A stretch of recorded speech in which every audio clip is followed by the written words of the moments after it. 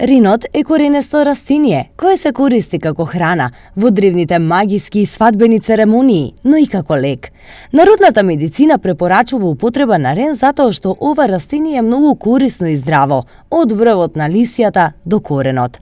Ако ве мачат болки во грбот и зглобовите, имаме решение чија основа се лисијата од ринот. Станува збор за тинктура која е многу популарна во руската народна медицина. За да ја подготвите, потребни се млади зелени лисија од рин, кои ќе ги сместите во стаклена тигла и ќе ги полиете со алкохол или водка.